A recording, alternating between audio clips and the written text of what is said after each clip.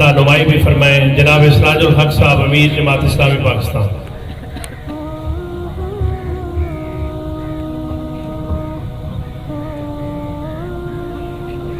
الذي خلق الموت والحياة ليبلوكم أيكم أحسن عملا صدق اللہ العظیم۔ قابل احترام بزرگوں اور میرے بہت ہی عزیز بھائیوں اور دوستوں،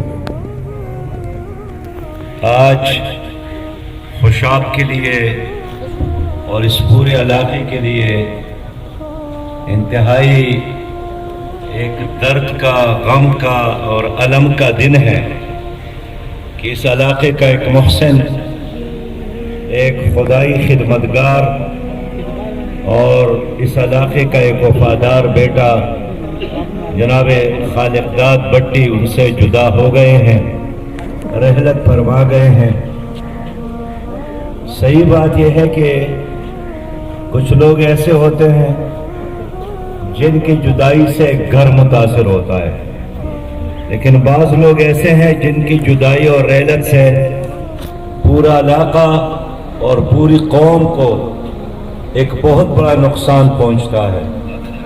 جناب خالق داد بٹی صاحب انہی میں سے تھے جن کے جانے سے، جن کے رحلت سے پاکستان اور خاص کر جنوبی افریقہ جہاں اس کا آنا جانا تھا، پاکستانی عوام ایک سائبان سے، ایک پاسبان سے، ایک چھتری سے اور ایک پیارے اور ہمدرد دوست سے محروم ہو گئے۔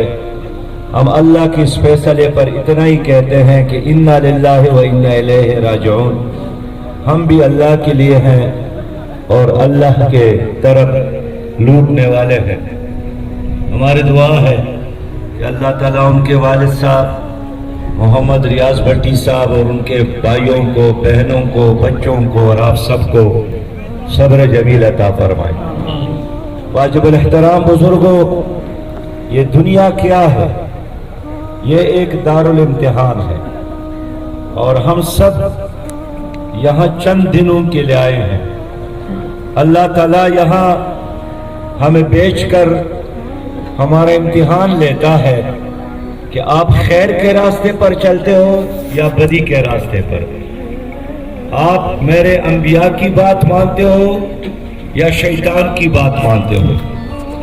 1,24,000 انبیاء اسی مقصد کے لیے آئے تھے کہ وہ ہماری رہنمائی فرمائے، اور آخری نبی مہربان صلی اللہ علیہ وسلم وہ آخری نبی ہے اور آپ آخری امت ہے، اور آپ کے پاس جو کتاب ہے قرآن کریم کا وہ آخری کتاب ہے۔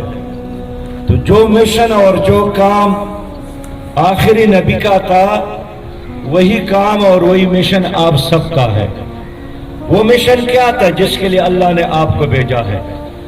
وہ مشن یہی تھا کہ اللہ کا دین غالب کرو، خود بھی اس دین کے تابعداری کرو، دین میں مکمل داخل ہو جاؤ۔ یا ایھا الذین آمنوا ادخلوا فی السلم کافہ، مکمل دین کا تابع بن کر رہو۔ اب دیکھنا یہ ہے کہ جس عظیم مقصد کے لیے لوگوں اللہ نے آپ لوگوں کو بھیجا ہے، آپ میں سے کوئی بھٹی ہے، کوئی گجر ہے، کوئی بٹ ہے، کوئی افریدی شنواری ہے، یہ نام ہے تعارف کے لیے۔ بنیادی ہائی کورٹ کے جج کے ہاتھ میں قرآن نہیں ہے، سول جج کے ہاتھ میں قرآن نہیں ہے۔ کل آپ اللہ کے حضور جائیں گے تو آپ سے نہیں پوچھے گا کہ آپ نے کس نظام اور کس کتاب کے مطابق زندگی گزاری ہے۔ تو جب آپ کی عدالت نظام انگریز کا ہے، آپ کیسے جواب دیں گے؟ لوگوں، 76 سال قبل جب اس دھرتی پر انگریز کی حکومت تھی تو سارا نظام سودی نظام تھا۔ اس سودی نظام سے نجات کے لیے لوگوں نے پاکستان بنایا، لیکن 76 سال گزرنے کے بعد بھی پاکستان میں سودی نظام ہے۔ اور سود کیا ہے؟ جو نہیں جانتے جان لے کون سا نظام ہے۔ تو آپ کی ضمیر بھی گواہی دیتی ہے کہ ہمارے ملک میں ہمارے اوپر اس وقت وہی نظام موجود ہے جس سے نجات کے لیے آپ کے بزرگوں نے پاکستان بنایا تھا۔ 76 سال گزر گئے، آپ کا نظام آپ کی عدالتوں میں قرآن نہیں ہے، انگریز کا نظام ہے۔ اللہ نے قرآن میں فرمایا ہے جو اس کتاب کے مطابق فیصلے نہیں کرتے وہ کافر ہے۔ وَمَن لَّمْ يَحْكُم بِمَا أَنزَلَ اللَّهُ فَأُولَٰئِكَ هُمُ الْكَافِرُونَ۔ تو آپ کے بزرگوں نے اس لیے پاکستان بنایا، بندگی اللہ کے احکامات کا نام ہے، رسول اللہ صلی اللہ علیہ وسلم کی طریقوں اور شریعت کا نام ہے۔ تو اس امت کا بنیادی مقصد یہی ہے کہ شیطان کا مقابلہ کرے۔ تمہاری دنیا میں جو شیطانی اور دجالی نظام ہے اس نظام کا مقابلہ کرے۔ یہی کام ابراہیم علیہ السلام کا تھا، نمرود کا مقابلہ کیا اور نمرود نظام کا۔ یہی کام موسیٰ علیہ السلام کا تھا، زندگی جدوجہد کر کے یہ دنیا بسائی ہے، یہ گراؤنڈ بنایا ہے۔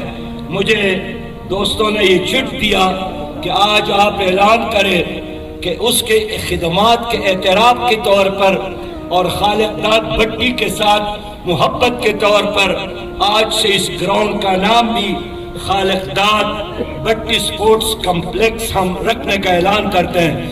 اگر آپ لوگ اتفاق کرتے ہیں تو ہاتھ اٹھا کر اس اعلان کی تائید کریں، اور اب جرگہ منت دعا کرتے ہیں کہ اللہ رب کریم خالق داد صاحب کی چھوٹی بڑی لغزشوں کو گناہوں کو معاف فرمائے اور نماز جنازہ کے لیے تیاری کرے۔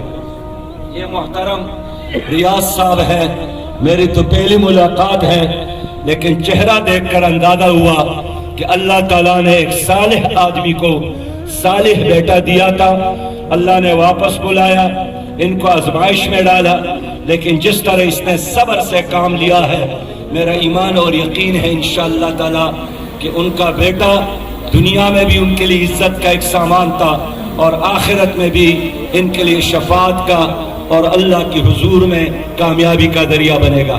بہت شکریہ۔ تمام دوست صفیں سیدھی کر لیں جی، امیر جماعت ابھی نماز جنازہ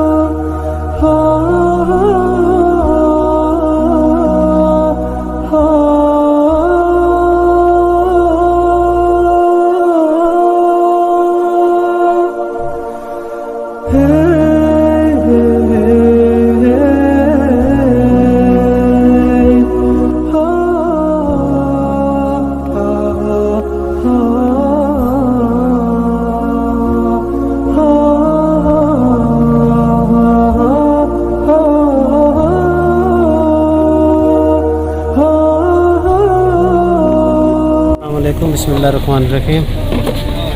خلقداد بھٹی ایک عظیم انسان تھے اور پچھلے 35 سال سے میری پرورش میں، میری تربیت میں تھے۔ عظیم طریقے کے ساتھ انہوں نے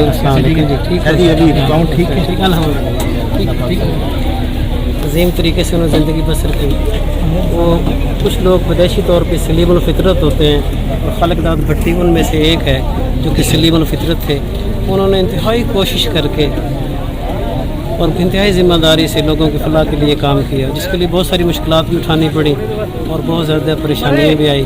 کبھی سیاسی طور پہ انہیں انتقام کا نشانہ بنایا گیا اور کہیں پہ انتظامیہ کے ساتھ، لیکن انہوں نے منشیات کے خلاف، بچوں کی فلاح و بہبود کے لیے، کرتوہ گراؤنڈ کے لیے، قبرستان کے لیے، اس طرح یہ جو مافیا ہے ان سب کے خلاف انہوں نے کوشش کی اور الحمدللہ اللہ پاک نے اس کو کامیابی دی۔ اور یہاں پہ ہونے کے ساتھ ساتھ اس نے ساؤتھ افریقہ میں جا کے بھی کمال کیا اور سارے لوگوں کو اکٹھا کیا اور پاکستانی کمیونٹی کو ایک پوری ایسوسیشن کے تحت ترتیب دیا اور منظم کیا۔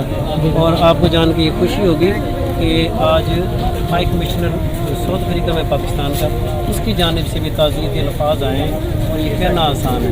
پاکستان سے جو بڑے بڑے وزراء وزارت خارجہ کے ذمہ سے جو گئے تھے وہ بھی اس کے مہمان ٹھہرے اور اس کے کام کو دیکھ کے خوش ہوئے۔